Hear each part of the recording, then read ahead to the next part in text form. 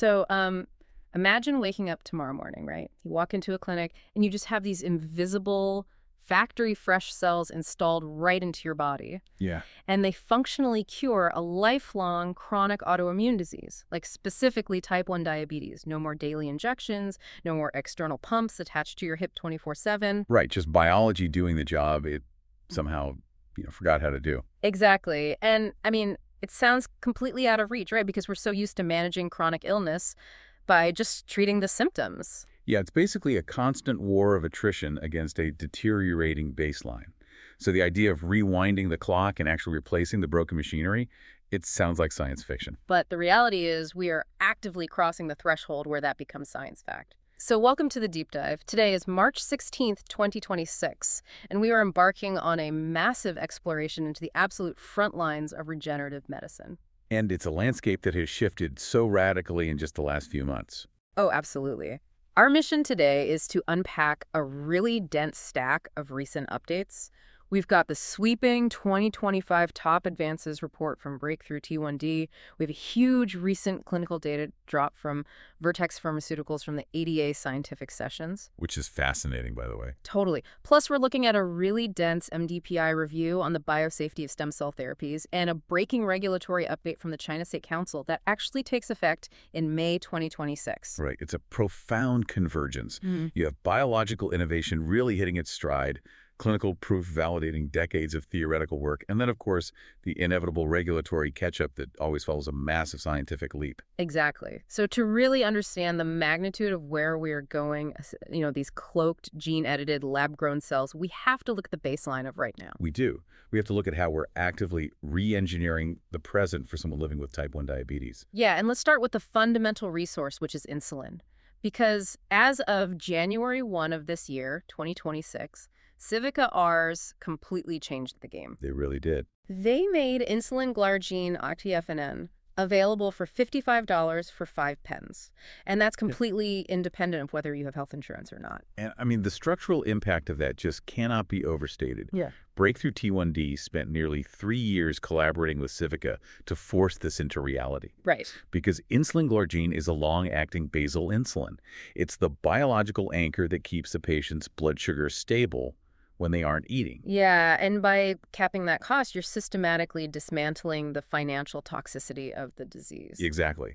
When patients are forced to ration insulin because of the cost, they inevitably experience diabetic ketoacidosis, which is an acute, life-threatening condition. Not to mention the accelerated long-term microvascular damage. Right. So stabilizing access basically stabilizes the physical health of the entire patient population. And as the insulin itself becomes more accessible, the hardware used to deliver and track it is experiencing this huge renaissance. Like Dexcom is rolling out their 15-day G7 sensor. We have the Sequel Twist automated insulin delivery system, which integrates the Tidepool Loop technology.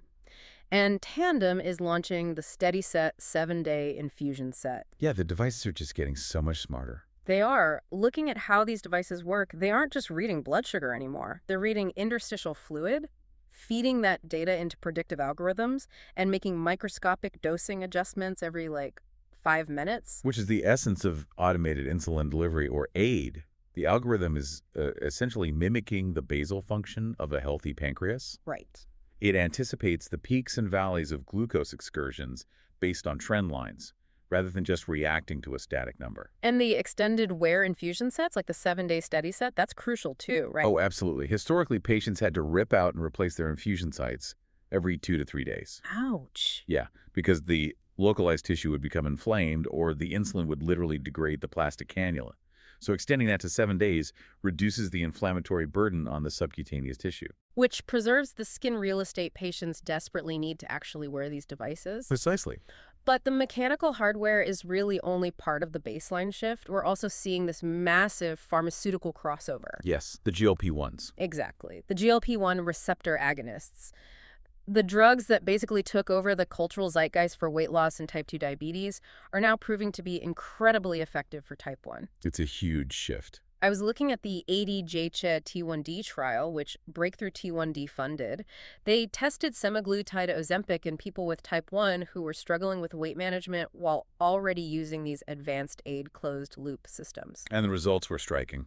36% of the people on semaglutide met the primary endpoints for both glycemic control and weight reduction, and the placebo group was literally at 0%. Yeah, and to understand why that's so remarkable, you really have to look at the mechanism of action of a GLP-1 receptor agonist. Okay, break that down for us. So glucagon-like peptide 1 is an incretin hormone.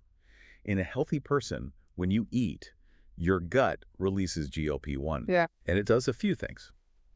It stimulates the beta cells to produce insulin. It stops the alpha cells from releasing glucagon, which is the hormone that tells the liver to dump stored sugar into the blood, and it dramatically slows down gastric emptying. Wait, so the food digests slower, meaning the sugar hits the bloodstream as a gentle slope instead of a massive spike. Exactly. Now, in type 1 diabetes, the beta cells are dead, so the insulin-stimulating part of the drug doesn't really do much. Makes sense. But the suppression of glucagon and the slowing of gastric emptying, those are game changers. People with type 1 often suffer from an overactive liver that just constantly pumps out glucose at the wrong times. Oh, wow. So semaglutide essentially puts a biological brake on the liver and the gut.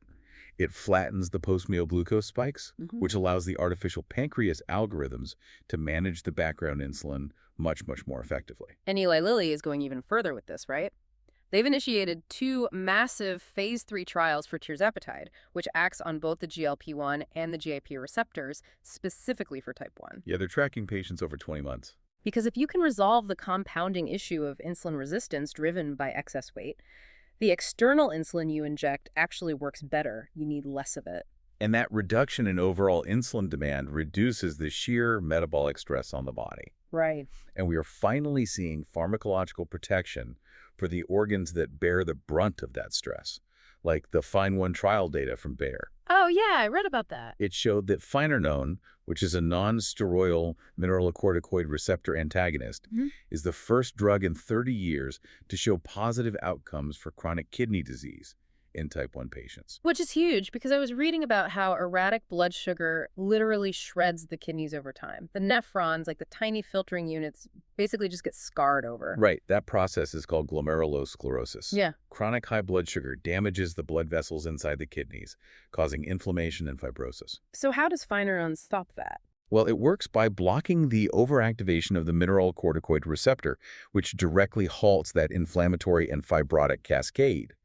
It protects the structural integrity of the kidney's filtration system. And protecting renal function is paramount, obviously, because kidney failure is one of the most devastating endpoints of this disease. Absolutely. Which brings us to perhaps the most profound shift in how we handle type 1 right now, because everything we've discussed so far, the cheaper insulin, the algorithms, the GLP-1s, the kidney protection, it's all about managing the damage. Right. But Tzield is actually stepping in front of the damage. Tzield is disease-modifying therapy approved to delay the onset of stage 3 type 1 diabetes in people 8 years and older who are currently in stage 2. Yeah, and to really grasp what Tzield does, we have to define those stages, because type 1 diabetes doesn't happen overnight. Right, it's not a sudden switch. No, it's a slow, silent autoimmune assassination that takes years. So stage 1 is when a person develops 2 or more diabetes-related autoantibodies. Their immune system has formally identified the beta cells as a target, but their blood sugar remains perfectly normal because they still have enough functioning beta cells to compensate. So it's like the hitmen have the photograph of the target, but they haven't started shooting yet. That is a grim but very accurate way to put it. Yeah. Then comes stage 2. The autoantibodies are still present, but now we start to see dysglycemia. The beta cell mass has been whittled down to the point where they can no longer handle a heavy carbohydrate load. So you see slight elevations in blood sugar, even though the person has no outward physical symptoms? Exactly. And then stage 3 is the clinical diagnosis. The beta cell mass drops below the critical threshold, blood sugar skyrocket, symptoms like extreme thirst and weight loss appear, and external insulin becomes a daily requirement for survival. And Tzield intercepts the process at stage 2, but how? How does it physically stall the immune system without just shutting down the whole body's defenses? Well, Tzield is the brand name for a biologic drug called teplizumab. It's an anti-CD3 monoclonal antibody. Okay, CD3. All right, CD3 is a protein complex that sits on the surface of T cells, the specific white blood cells that are actively hunting the beta cells.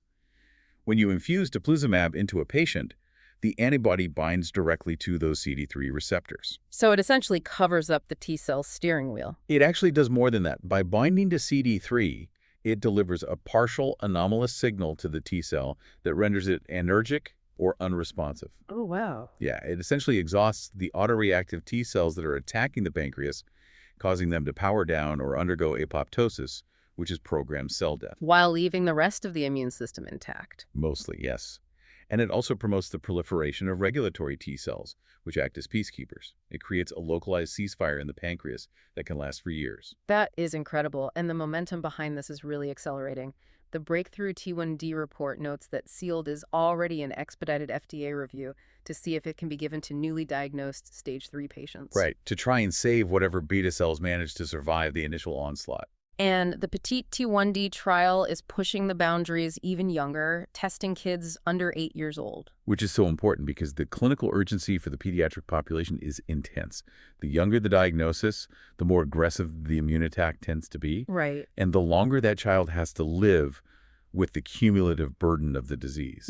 So delaying the onset by 2, 3, or 5 years during critical developmental windows is just life-altering. There was actually this incredible story in the report about a mother, Chris Dunn. She has 4 kids, 2 of whom already live with type 1. And because family history drastically increases the risk, she got her whole family screened for autoantibodies. Yeah. And Chris found out that she herself was in stage 2. She had 0 symptoms. Her blood sugar was mostly fine, but the biological clock was ticking. Right. Because of early screening, she chose to undergo the Tzield infusion to delay her own progression to stage 3. I mean, the psychological power of that is immense. To know the storm is coming and to actually possess the medical capability to hit pause. And the psychological aspect of this disease is often underrepresented in the clinical data, but it is a massive component of the patient experience. The vigilance required is just relentless. Which is why the cultural milestones matter too, I think. Like in July 2025, Mattel officially launched the first Barbie with type 1 diabetes at the Breakthrough T1D Children's Congress. Yeah, that was a great moment. Right. Normalizing the presence of a continuous glucose monitor or a pump on a doll might seem small compared to monoclonal antibodies, but for a newly diagnosed 6-year-old, it changes the entire emotional landscape of the diagnosis. It absolutely does. So when you pull all of this together, the $55 insulin, the 15-day algorithmic sensors, the kidney fibrosis protection, the incretin hormones, the T-cell exhaustion drugs, the cultural visibility, we're throwing everything we have at the present reality of this disease. We are. The current standard of care is the most robust it has ever been in human history. But, I keep coming back to this airplane concept. The analogy, yeah. Right. Because managing type 1 has historically been like trying to manually fly an airplane through a violent hurricane while blindfolded. Yeah. You're constantly overcorrecting, terrified of either stalling out into severe hypoglycemia or ripping the wings off with severe hyperglycemia. It's exhausting. Yeah. And these new algorithmic aid devices, the GLP-1s, the better insulin, they upgrade the plane. You now have a state-of-the-art autopilot system. Yeah. You still have to sit in the cockpit. You still have to monitor the fuel. But the machine is doing the heavy lifting. And Tzield. Tzield is literally delaying the hurricane from forming. It's great analogy. It holds up structurally, but it inherently highlights the core limitation of everything we have just discussed. Right, because none of this fixes the engine. The plane is still fundamentally broken. Exactly. These are brilliant life-saving interventions, but they are compensatory mechanisms. They are not a functional cure. Yeah. However, the reason these baseline improvements are non-negotiable right now is that we need the patient population to remain structurally healthy enough to actually be eligible for the functional cures coming down the pipeline. Oh, that makes total sense. Right. If a patient's vascular system is completely degraded, or if their kidneys have failed to the point of requiring dialysis, introducing a complex cellular therapy becomes exponentially more risky. We are aggressively preserving the biological host so the host can eventually receive the cure. Okay, so let's talk about fixing the engine. Let's talk about replacing the actual beta cells that the immune system wiped out. This is the absolute holy grail of regenerative medicine. Yeah. Historically, our only option for replacing beta cells was a procedure known as the Edmonton Protocol. Developed in the late 1990s, this involved taking a pancreas from a deceased organ donor, isolating the insulin-producing islets using digestive enzymes like collagenase, and infusing those cadaver islets into the patient's liver. But it's a numbers game, right? I mean, you can't cure millions of people when you have to wait for someone to die to harvest their pancreas. And I imagine one pancreas doesn't even yield enough healthy islets for one patient. No, you usually need 2 to 3 deceased donors to gather enough viable islet mass for a single patient. Wow. So the supply math makes it completely impossible to scale. We have millions of people with type 1 diabetes and only a few thousand organ donors a year. So the only path forward is manufacturing. Exactly. We have to make human beta cells from scratch in a laboratory. Which brings us to the science of human pluripotent stem cells. Specifically, human embryonic stem cells, HESCs, and induced pluripotent stem cells, iPSCs. Yes. I want to unpack iPSCs for a moment because it is still one of the most mind-bending concepts in modern science. Yeah.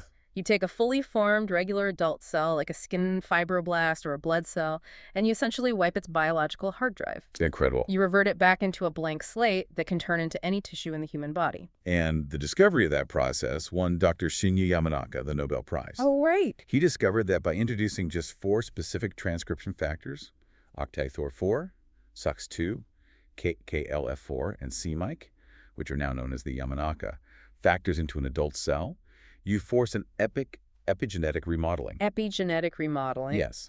The cell literally unspools its DNA, strips away the methylation marks that locked its identity as a skin cell, and reverts to an embryonic-like state of pluripotency. So you have your blank slate, a vat of stem cells. But stem cells don't produce insulin. You have to teach them how to become a pancreas. And I read through the methodology, and it looks like a highly volatile biochemical baking process. That's a good way to describe it. Kind of agonizingly precise mimicking of human embryogenesis.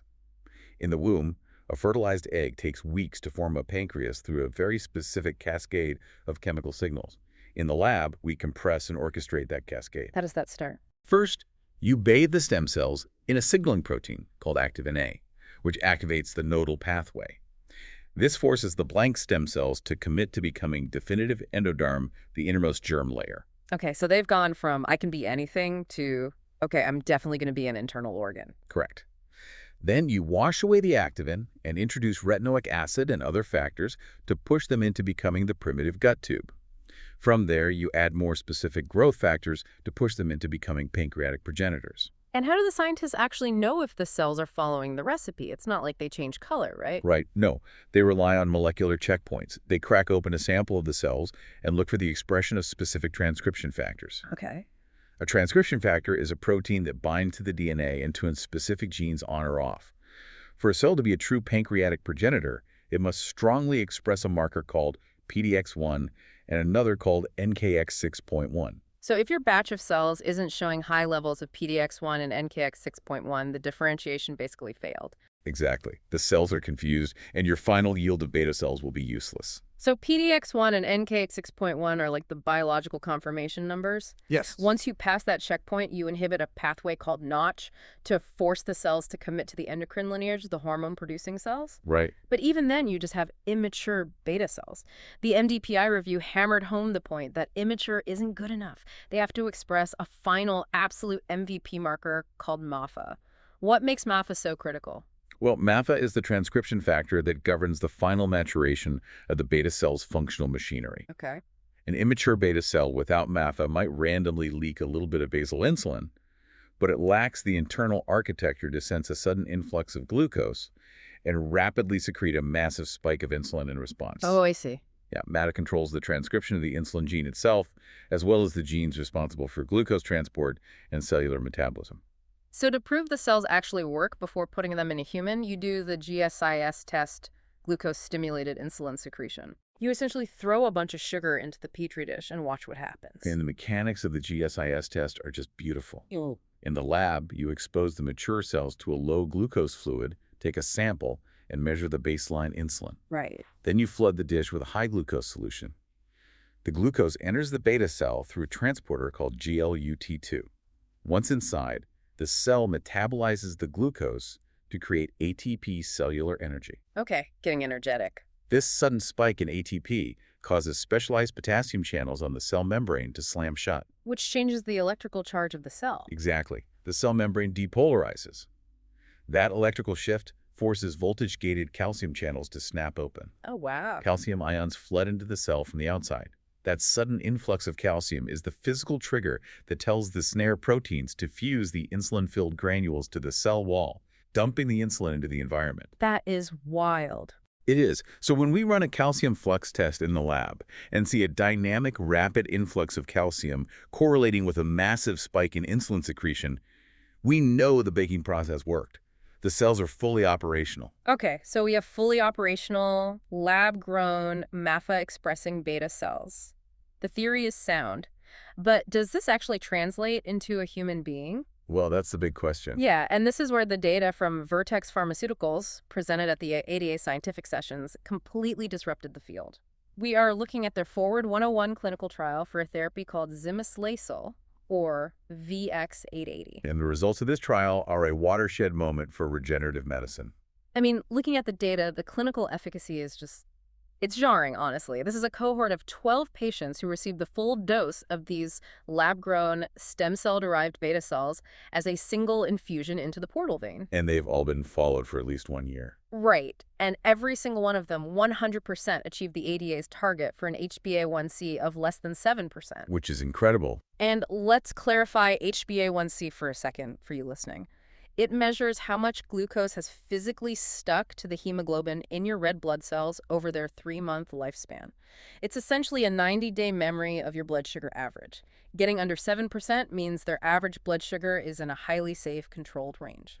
Not only that, all 12 achieved a time in range of over 70%. Wow. Time in range means the percentage of the day their blood sugar remains between 70 and 180 milligrams per deciliter, without dangerous spikes or dips. But the absolute kicker, the statistic that makes this a complete paradigm shift, is that 10 out of the 12 patients became entirely insulin independent after 1 year. It's staggering. 83% of the trial participants no longer take external insulin. Their lab-grown cells are doing all the work.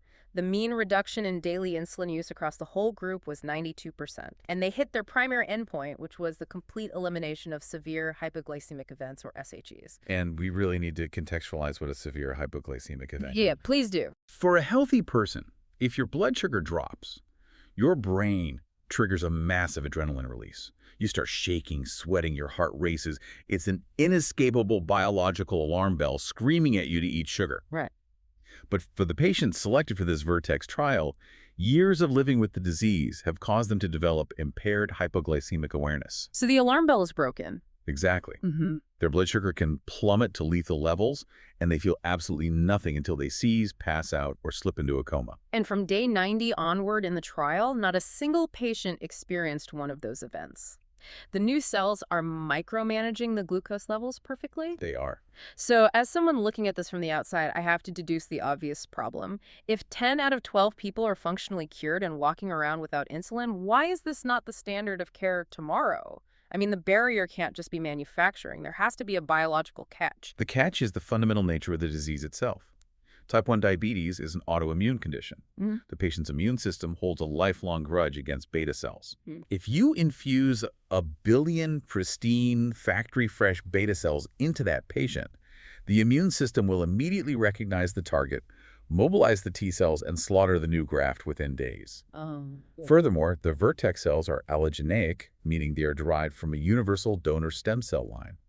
So the patient's body is actually fighting 2 wars: the autoimmune attack against beta cells, and the standard transplant rejection against foreign tissue. So the only way those 12 patients in the Vertex trial are keeping their new cells alive is by completely carpet bombing their own immune systems. Yes, they are on a regimen of harsh, chronic systemic immunosuppressive drugs.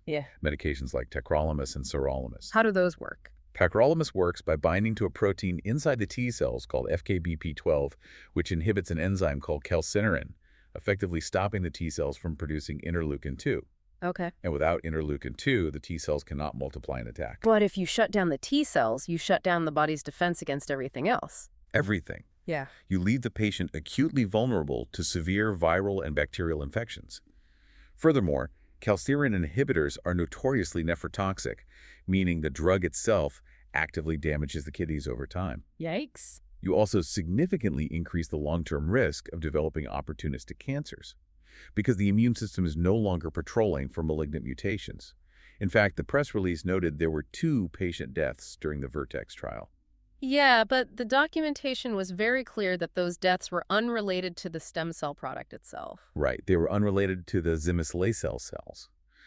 But the reality of systemic immunosuppression is exactly why the FDA restricts this specific therapy only to patients suffering from those severe life-threatening hypoglycemic events. It's a risk-benefit calculation. Exactly. It is a strict risk-benefit calculation. Hmm. For someone who might go into a fatal coma in their sleep because they lack hypoglycemic awareness, the risk of dying from low blood sugar is mathematically higher than the risk of taking tacrolimus. So the immunosuppression is the lesser of two evils. But for the vast majority of people with type 1 diabetes who are doing relatively well on their automated insulin pumps, no ethical doctor is going to trade a manageable chronic illness for a suppressed immune system and kidney toxicity.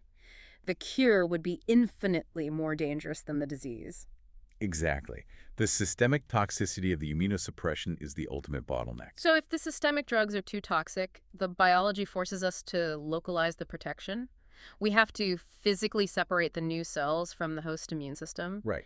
Do we build a physical wall around them, or do we genetically alter them so the immune system can't see them?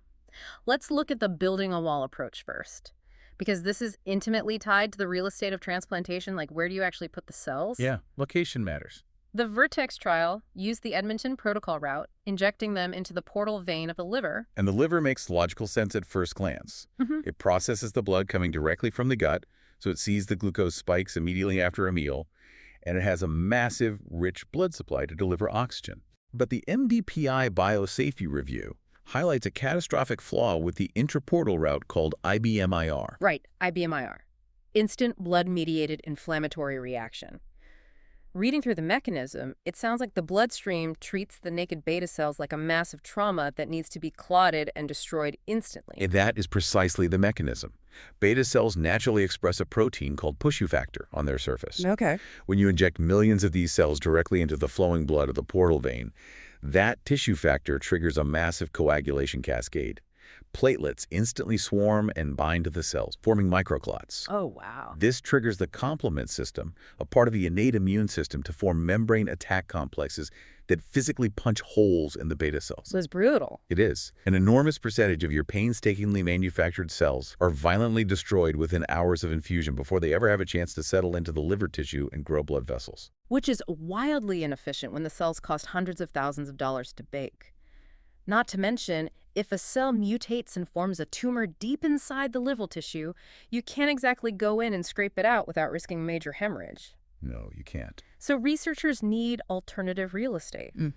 The omental pouch in the abdomen is one option, but the most appealing seems to be the subcutaneous space right under the skin. Procedurally, the subcutaneous space is a dream. It is minimally invasive. You make a small incision, slide the cells in, and if anything goes wrong, you can easily retrieve them. Right. But biologically, the subcutaneous space is a hostile desert.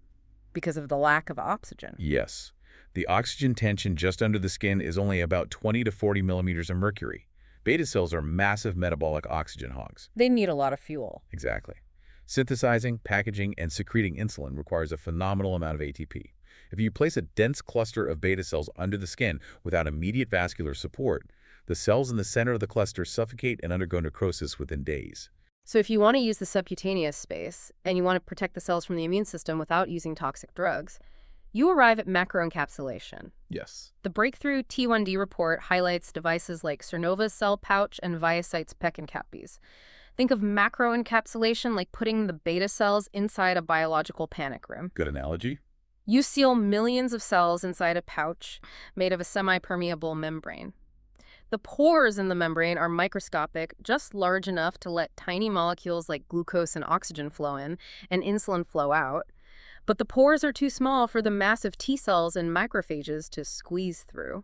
The panic room keeps the immune hitman out, but it creates a secondary, equally lethal problem. Right, because a panic room without a ventilation system is just a coffin. If the cells don't get immediate blood vessels growing right up against that membrane, they starve. And the body actively fights the creation of that ventilation system. Even though the immune system cannot penetrate the membrane to kill the beta cells, the macrophages and fibroblasts in the surrounding tissue recognize the plastic polymer of the device as a foreign object. Ah, of course. This triggers a foreign body response. The macrophages fuse together into giant cells and release inflammatory cytokines like TGF-beta. This calls in fibroblasts, which aggressively lay down dense layers of collagen around the device. They entomb it in scar tissue. Yes, a process called fibrosis. That thick wall of fibrotic scar tissue acts as a physical barrier that suffocates the device, cutting off the diffusion of oxygen and glucose. The cells inside die of hypoxia. So bioengineering has to find a way to basically hack the panic room. How do you force the body to build blood vessels instead of scar tissue? The MDPI review outlines brilliant strategies using pro-angiogenic scaffolds. Angiogenesis is the biological process of growing new blood vessels.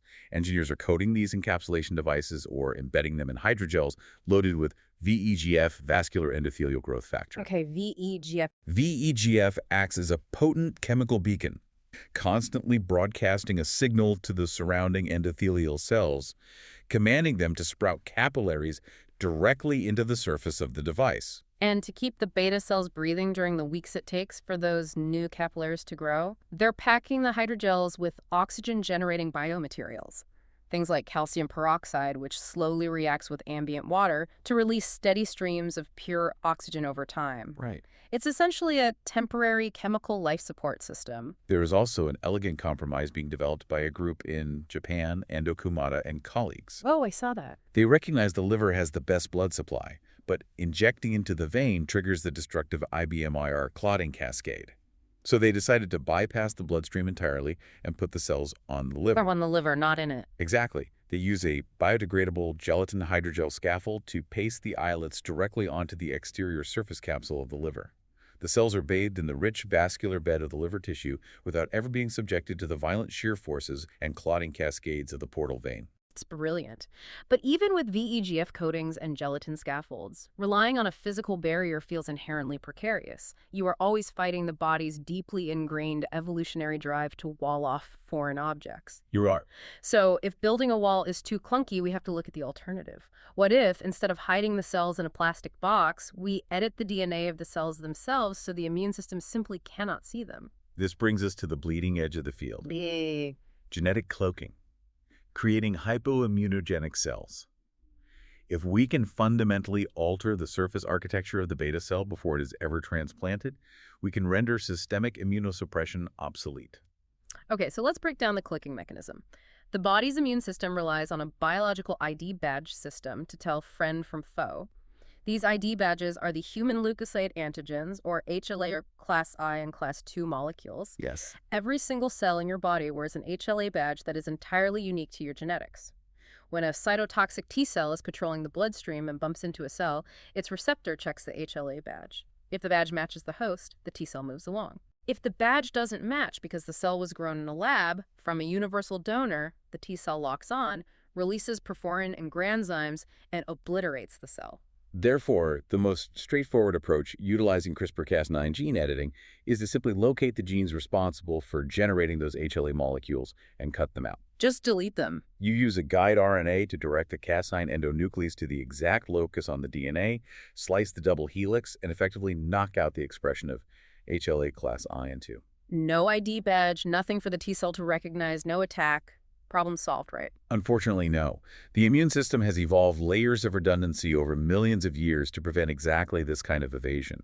We have another subset of immune cells called natural killer cells, or NK cells. The NK cells. You can think of NK cells as the ruthless bouncers of the immune system.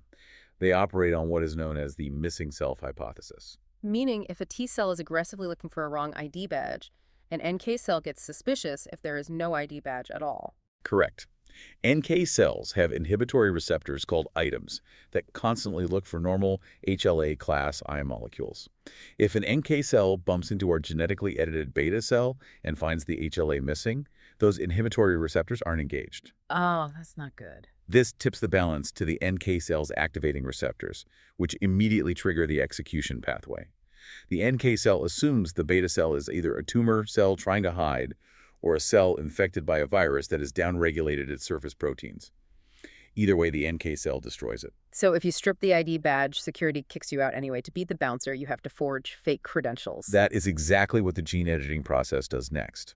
After using CRISPR to knock out the native HLA, scientists use CRISPR to insert and overexpress specific universal surface proteins. Like what? First, they overexpress PD-L1. The PD-L1 is a ligand that binds directly to the PD-1 receptor on the surface of T cells.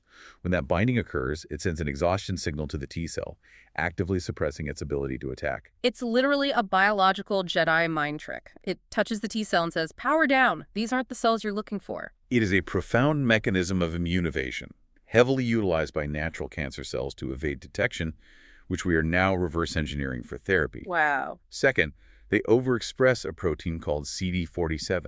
CD47 interacts with a receptor called SIRP-alpha on macrophages, the immune cells that engulf and digest foreign material. CD47 serves as a universal, definitive, don't eat me signal. Okay, don't eat me. And to pacify the NK cells, they overexpress non-classical HLA molecules, like HLA-E or HLA-G.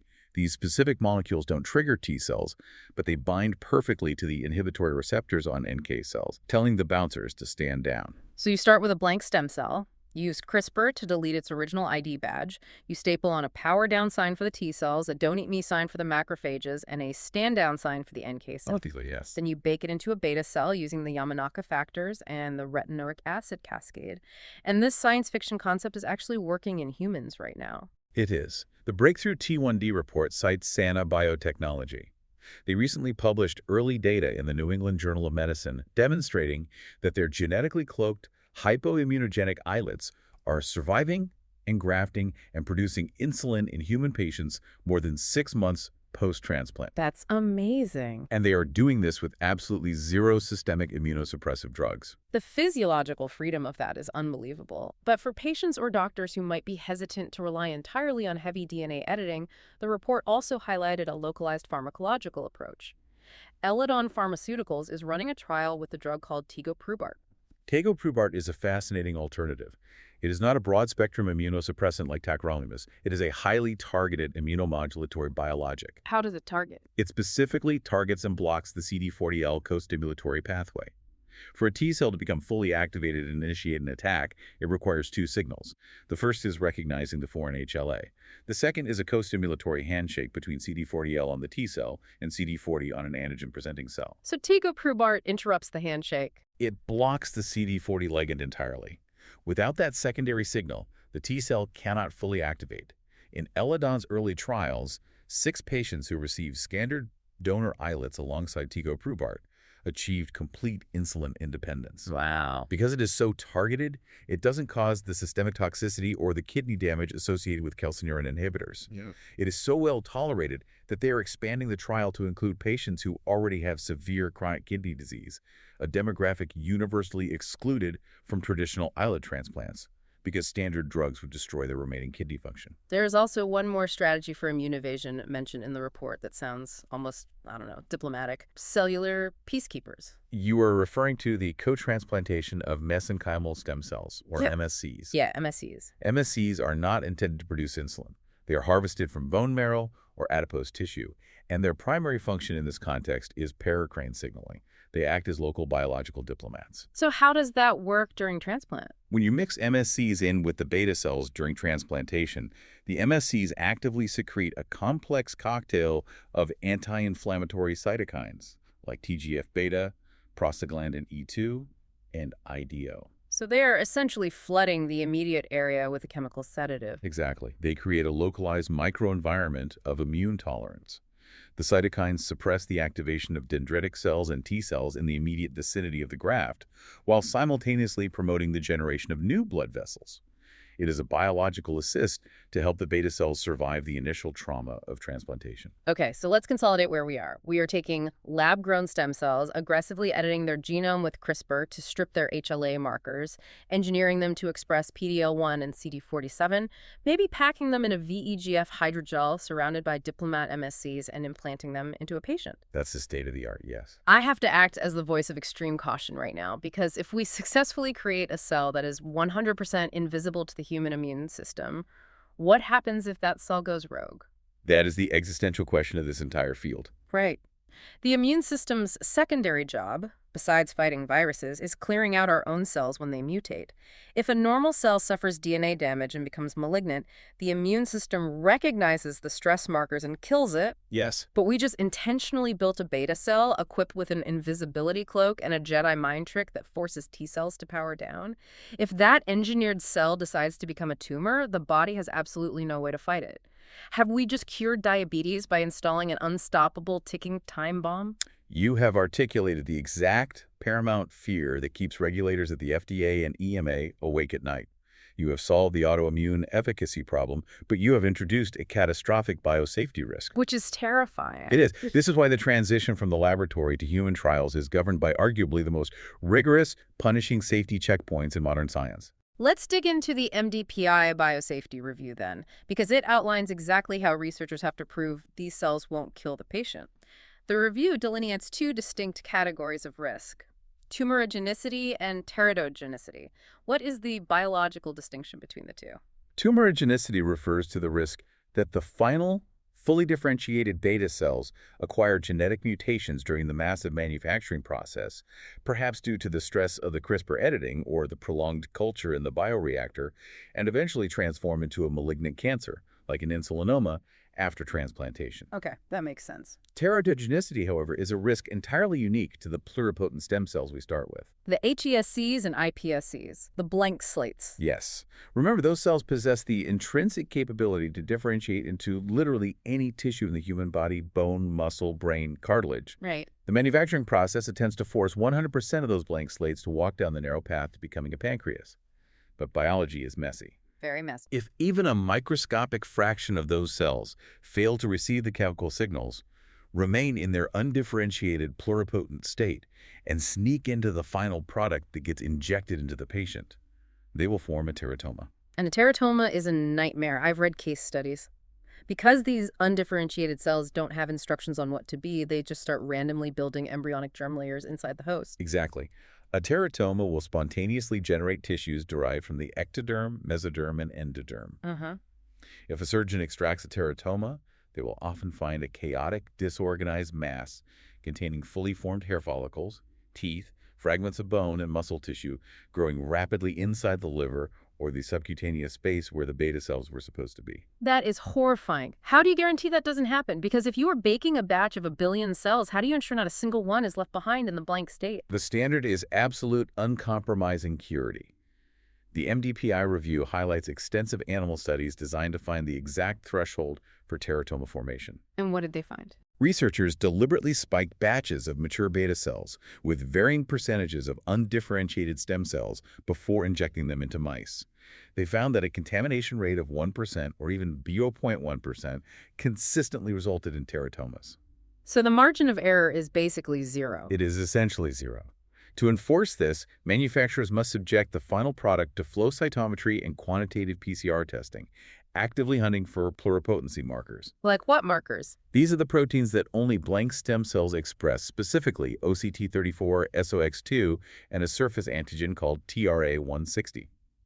If the quality control assays detect even a whisper of TRA160 in the final batch, the entire billion-cell run is incinerated. It cannot be used. Okay, so let's assume the batch passes the purity test. You inject them into the patient. How do you guarantee they stay where you put them? The MDPI review dedicates a huge section to biodistribution. Yes, tracking. If I inject these cells into the portal vein or under the skin, I do not want them detaching, riding the bloodstream, and taking up residence in the lungs or the brain. Tracking cellular migration is incredibly complex. Preclinically, in animal models, they rely on highly sensitive PCR testing. They will inject the human beta cells into a rat, wait several months, and then humanely sacrifice the animal. Okay. They take tissue samples from every major organ, the heart, lungs, brain, spleen, gonads, and run PCR amplification, looking for specific genetic sequences that only exist in human DNA. Like the ALU sequences mentioned in the report, ALU sequences are primate-specific retrotransposons, right? Correct. So if you find ALU DNA inside the rat's brain tissue, you know your beta cells migrated from the injection site. Exactly. But obviously you cannot perform serial organ biopsies on a living human patient to check for migration. That would be bad. Yes. So for clinical trials, they have to rely on advanced non-invasive imaging. Before the cells are transplanted, scientists can label them by incubating them with paramagnetic iron oxide nanoparticles. Iron nanoparticles. These tiny iron particles are absorbed by the cells.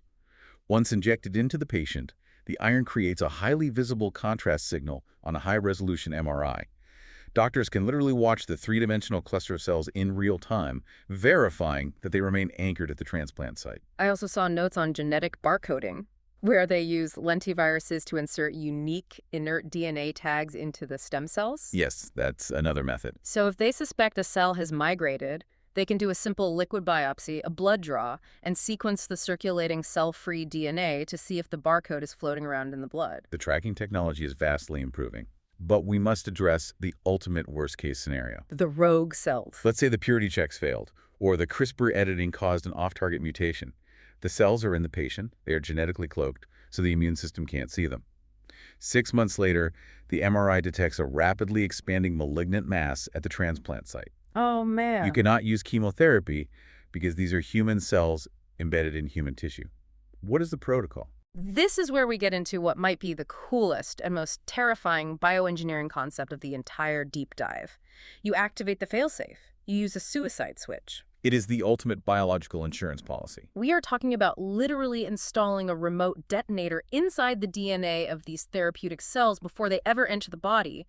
How does the chemistry of a suicide switch actually work? It relies on synthetic biology. Before the stem cells are differentiated, engineers use CRISPR to insert an artificial inducible suicide gene into the cell's genome. A prime example is the inducible Caspase-9 system. Inducible Caspase-9. This gene sits completely dormant during normal cellular operation. It produces a modified Caspase-9 protein that just floats harmlessly in the cytoplasm. The cell functions perfectly, produces insulin, and manages blood sugar. But the modified Caspase-9 is highly sensitive to a specific trigger drug. Yes. A small molecule drug like lenalidomide or a synthetic dimerizer drug like AP1903. These drugs are biologically inert. They do nothing to normal human tissues. Okay, so they're safe. But if the doctor sees a tumor forming on the MRI, they simply prescribe a dose of this specific trigger drug to the patient. The drug enters the bloodstream, hits the cloaked beta cells, and acts as the detonator. The drug molecules cross the cell membrane and physically bind to the modified Caspase-9 proteins, forcing them to dimerize, meaning they link together. And then what happens? This dimerization instantly triggers an unstoppable apoptotic cascade.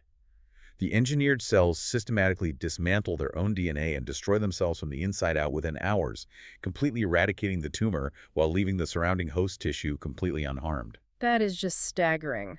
The level of respect the scientific community has for the raw, volatile power of stem cells is evident in the fact that they are building in remote self-destruct sequences. It is an absolute necessity. Because Okay. ensuring safety on this level isn't just a biological goal, it is a rigid, unforgiving regulatory mandate. And navigating the global regulatory landscape is proving to be just as labyrinthine as navigating the genetic code itself.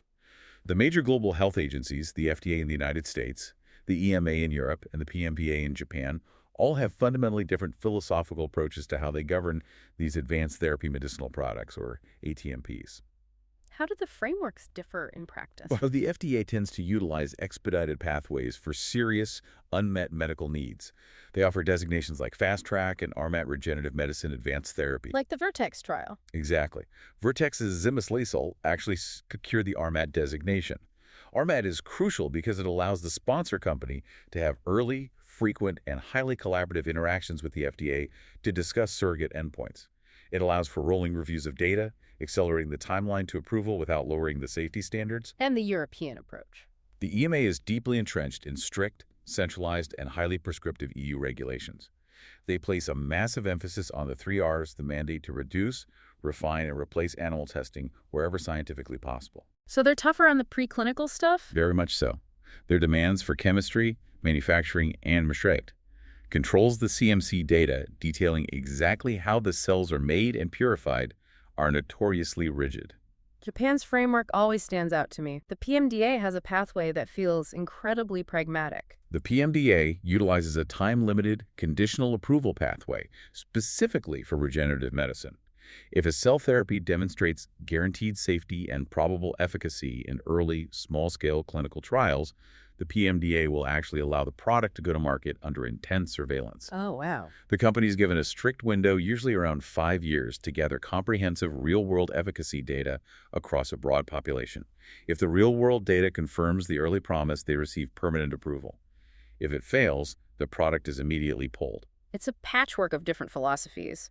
But while the US, Europe, and Japan are carefully iterating on their existing rule books, the sources we are looking at highlight a massive, sudden regulatory earthquake happening right now in China. A huge shift. And this doesn't just affect Chinese companies, it affects global biotech deeply. The scale of this shift is immense. The China State Council recently promulgated the Administrative Regulation on Clinical Research and Clinical Transformation of New Biomedical Technologies. Catchy title. It was signed by Premier Li Qiang in October 2025, and it goes into full effect in just a few weeks on May 1st, 2026. This is a sweeping, draconian framework designed to tightly control stem cells, in vivo gene editing, CRRT therapies, every single technology we have discussed today. And according to the China Med Device Report, the critical element here is jurisdiction. This regulation explicitly applies to all projects conducted within the territory of China, including those operated by foreign-invested institutions. Right. So if a biotech company based in Boston or Berlin wants to run a massive clinical trial using the Chinese population, the leash just got incredibly short. It completely eliminates the parachute model of clinical research. A foreign company can no longer just send their product to China and hire a local contractor. They are now legally mandated to establish a registered domestic legal entity within China to bear ultimate responsibility. Yeah, that's a huge hurdle. Furthermore, the geographical locations where these trials can take place have been severely restricted. Clinical research for these high-risk therapies is now limited exclusively to Class A tertiary hospitals, Which are essentially the absolute highest tier elite research hospitals in the country. Exactly. These institutions must possess an independent ethics committee and demonstrably rigorous internal management systems. This creates a massive bottleneck.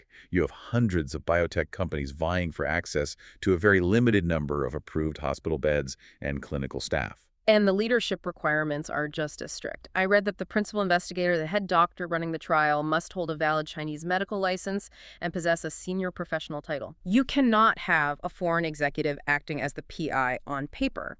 And the bureaucratic documentation required before you can even touch a patient is staggering.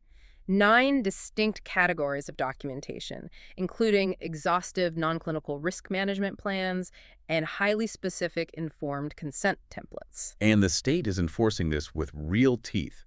The regulation clearly stipulates severe criminal liability for anyone caught falsifying or concealing research data, bypassing the ethics committee, or conducting unauthorized clinical transformations. Why does this matter to the broader listener, though? Why is the Chinese government dropping the hammer on this specific sector right now? Because it is a global signal.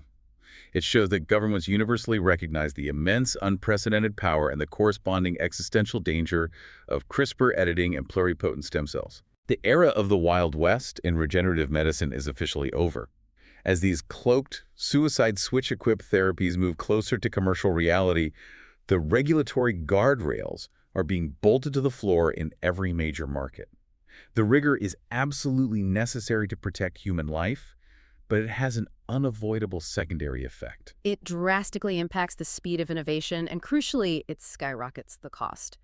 Which brings us to the elephant in the room. We have to talk about the economics of a cure. It's unavoidable. The MDPI review estimates that manufacturing these clinical-grade, GMP-compliant beta cells currently takes over 30 days of continuous culturing per single batch and costs anywhere from $200,000 to $400,000 per patient. Yes, it's very expensive. I have to push back on the sheer utopian vision of this technology.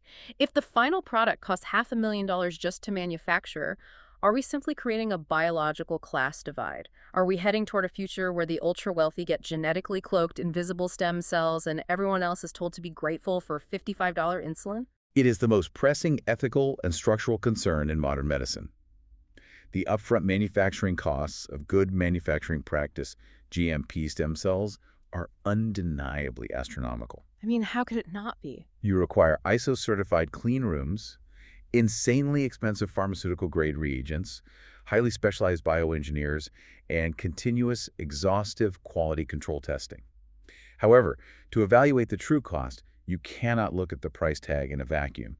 You have to evaluate the long-term health economics of the disease. Okay, walk me through the math. How does $500,000 make economic sense? Let's synthesize the data from Avalere Health, which was heavily featured in the Breakthrough T1D report. They analyzed the economic impact of the Special Diabetes Program, the SDP, which is a federally funded research initiative. Right. Their data shows that SDP-funded research has already yielded an estimated $50 billion in federal healthcare savings No, how? by reducing the rate of long-term diabetic complications. Because the complications are what actually bankrupt the system. Exactly. Diabetes is unbelievably expensive to manage over a lifetime. If a healthcare system pays $300,000 up front for a functional stem cell cure, the immediate sticker shock is massive. But look at what you are eliminating. Everything. You are instantly eliminating decades of daily exogenous insulin costs. You are eliminating the recurring costs of continuous glucose monitors, sensors, and insulin pumps. But the real money is in the hospital interventions, isn't it? Precisely. You are virtually eliminating the catastrophic downstream medical costs of poorly controlled blood sugar. You are preventing the need for dialysis clinics when the kidneys fail. You are preventing the complex retinal surgeries required for diabetic macular edema and blindness. Right. You are preventing the peripheral neuropathy that leads to lower limb amputations. And you are drastically reducing the risk of cardiovascular disease and stroke. When health economists model this over a 20 or 30-year horizon, the $300,000 upfront cure actually saves the Medicare and private insurance systems a tremendous amount of money. So it pays for itself. The long-term macroeconomic reality strongly favors the cure. So it's fundamentally an insurance architecture problem, not just a scientific problem. The current system is built to pay $1,000 a month for 30 years, rather than a lump sum upfront. Yes. We need value-based payment models that can amortize a massive upfront cost based on the successful, sustained outcome of the therapy. Yes. The payment models must evolve alongside the science. And furthermore, the manufacturing costs will inevitably decrease through technological iteration. We are already seeing the integration of AI-driven digital twins in the bioreactors. Wait, how does an AI digital twin help grow cells? By analyzing the massive transcriptomic data of the stem cells, AI models can predict exactly how a specific batch of cells will react to the differentiation chemicals in real time. Oh, that's clever. It actively adjusts the flow of nutrients and growth factors to optimize the yield, drastically reducing the trial and error waste that currently makes the process so expensive. We're also moving toward fully enclosed, automated bioreactor systems that require zero human intervention, cutting labor costs. And looking slightly further ahead, engineers are experimenting with optogenetics and chemogenetics. Meaning they use light to control the cells? Yes. By engineering the stem cells to express light-sensitive proteins, scientists can trigger the specific differentiation pathways simply by exposing the bioreactor vat to precise frequencies of laser light, rather than relying on expensive chemical reagents. That is just, it's incredible. The economies of scale will eventually pull the price down. It is truly breathtaking how fast and how aggressively this field is moving on all fronts. We've gone on a massive, highly technical journey today. We started by looking at the crucial baseline stabilizing the host, making long-acting insulin affordable at $55, upgrading the hardware to 15-day algorithmic sensors, utilizing GLP-1s to suppress glucagon and protect weight, leveraging finer anon to save the kidneys, and using Tzield's anti-CD3 antibodies to exhaust the T cells and delay the onset of the disease entirely. All of which prepares the ground for the ultimate intervention. Exactly. And then we looked at the cure itself. We unpacked the epigenetic remodeling of the Yamanaka factors. We looked at how blank stem cells are chemically baked into beta cells through molecular checkpoints like PDX1 and MAFA. We saw the jaw-dropping Vertex clinical data, where 10 out of 12 people walked away from exogenous insulin, guided by the GSIS testing. But we also confronted the severe nephrotoxic limitations of systemic immunosuppressive drugs like tacrolimus. Which led us to the engineering marvels designed to protect the cells locally. The struggle with IBMR in the portal vein, the hypoxia of the subcutaneous space, the encapsulation panic rooms choked by fibrosis, and the brilliant workarounds using VEG of hydrogels to force angiogenesis. Right. And finally, the ultimate solution of genetic cloaking, using CRISPR to delete the HLA ID badges and stapling on PD-L1 and CD47 signals to force the T cells and macrophages to stand down. all while acknowledging the rigorous biosafety gauntlet required to make this a reality. The inducible Cas9 suicide switches, the strict 0.1% purity thresholds to prevent teratomas, and the incoming wave of uncompromising global regulations spearheaded by the new laws in China. It is a phenomenal amount of science to process. But as we look at this entire landscape, I want to emphasize why this matters so deeply beyond the scope of a single disease. Regenerative medicine isn't just a type 1 diabetes story. Oh, it's not. Type 1 diabetes just happens to be the perfect biological proving ground. It is the ideal test case because we know exactly which single cell type is missing the beta cell. But the architecture being built right now is universal. It is. The foundational technologies, the directed differentiation, the immune evasion cloaks, the localized vascularization scaffolds, and the genetic fail-safe integration are entirely disease agnostic. Exactly. If we can master the manufacturing and the genetic cloaking for a beta cell, we can master it for anything. We can use these exact same principles to mass produce and implant the dopamine-secreting neurons lost in Parkinson's disease. Yes. We can manufacture the glial cells lost in ALS and Alzheimer's. We can replace the cardiac muscle cells that die and scar over during a massive heart attack. Type 1 diabetes is the tip of the spear that will crack open the entire field of regenerative medicine for the rest of human disease. We are transitioning from the era of chemical management to the era of cellular replacement. So as we wrap up this deep dive, I want to leave you with a final concept to mull over. We started this conversation by talking about the baseline of human health, the historical comfort of knowing that what you are born with, your genetics, is essentially what you get. Right. But we are rapidly moving past that paradigm. If we reach a point, and we are very close, where your body is routinely sustained by universal, gene-edited, lab-grown cells equipped with artificial chemical suicide switches, at what point does your biology stop being inherited and start being engineered? Think about that the next time you look in the mirror. Thank you for joining us on this deep dive into the source material. We'll see you next time.